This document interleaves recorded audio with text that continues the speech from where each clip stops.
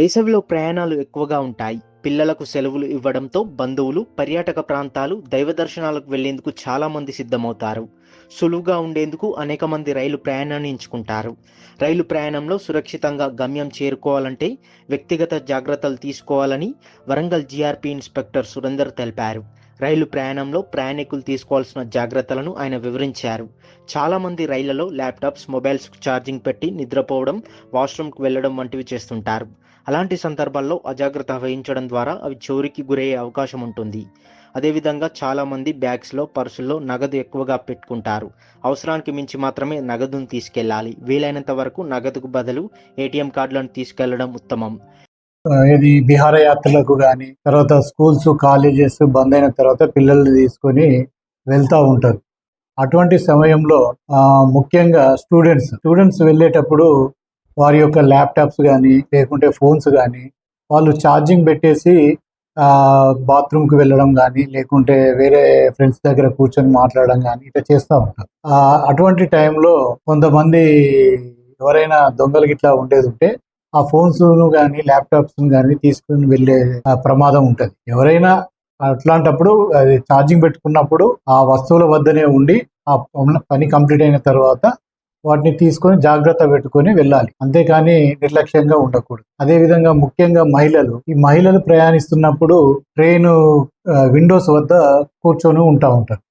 చల్లగాలి కోసం వాళ్ళు విండోస్ ఓపెన్ చేసి గాలి తాగుతూ ఉంటే పడుకొని ఉంటారు. అటువంటి టైంలో మెయిన్ ఈ జనరల్ బోగిలలో ఎక్కువ ఈ మన ప్లాట్ఫామ్ చివరిలో ఉండే ఛాన్సెస్ ఉన్నాయి. కాబట్టి అటువంటి టైంలో వాళ్ళు నిద్రిస్తున్న టైంలో ఎవరైనా ఆగంతకులు వెంటనే వచ్చేసి విలువైన ఆభరణాలు ఏమైనా వాళ్ళ మెడలో ఉంటే దొంగిలించే ప్రమాదం ఉంది. జనరల్ స్లీపర్ బోగీలలో చాలామంది మహిళలు కిటికీల వద్ద కూర్చొని నిద్రపోతుంటారు. అలాంటి సందర్భాల్లో తమ మెడలో ఉన్నటువంటి బంగారు ఆభరణాలు చోరీకి గురయ్యే అవకాశం ఉంది. అదేవిధంగా సుదూర ప్రాంతాలకు వెళ్లేవారు బంగారు ఆభరణాలను ధరించకపోవడమే ఉత్తమం. చాలామంది యువత ఫుడ్ బోట్ పై కూర్చొని ప్రయాణిస్తుంటారు. అలా చేయడం ద్వారా ప్రమాదాలు జరిగే అవకాశం ఎక్కువగా ఉంటుంది.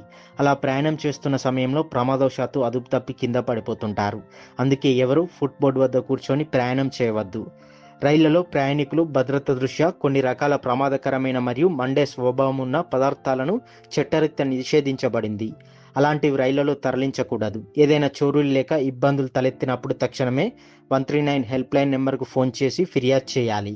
బ్యాగులలో కానీ ఇది రెగ్యులర్గా మేము చెక్ చేస్తూ ఉంటాము. మా యొక్క చెకింగ్ పార్టీ నిరంతరం చెక్ చేస్తూనే ఉంటుంది.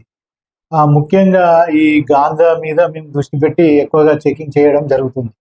గాంజా కానీ, లేకుంటే ఈ ఎక్సైజ్ యాక్ట్కి సంబంధించి నిషేధించిన బెల్లం కానీ, లేకుంటే గుడుంబా కానీ, ఇంకా వేరే పటిక కానీ, పీడిఎస్ రైస్ కానీ ఇటువంటివి కామన్గా కొంతమంది చేస్తూ ఉంటారు. ముఖ్యంగా మేము ఏంటంటే ట్రైన్ పెట్రోలింగ్ పెట్టడం జరుగుతున్నది. ప్రతి ట్రైనుకు మా తరపున మరియు ఆర్పిఎఫ్ వారి తరపున మేము ఒక్కొక్క ట్రైన్కి ఒక్కొక్క కానిస్టేబుల్ పంపడం జరుగుతుంది. మీకు ఎవరైనా అనుమానాస్పద వ్యక్తులు తారసపడితే వారికి తెలియజేయవచ్చు. 139కు తెలియజేస్తే మీకు దగ్గరలో ఉన్న పోలీస్ స్టేషన్కు కానీ, ఆ దగ్గరలో ఉన్న వ్యక్తులకు కానీ సమాచారం ఇవ్వబడుతుంది. వెంటనే స్పందించి మీ దగ్గరికి రావడం జరుగుతుంది.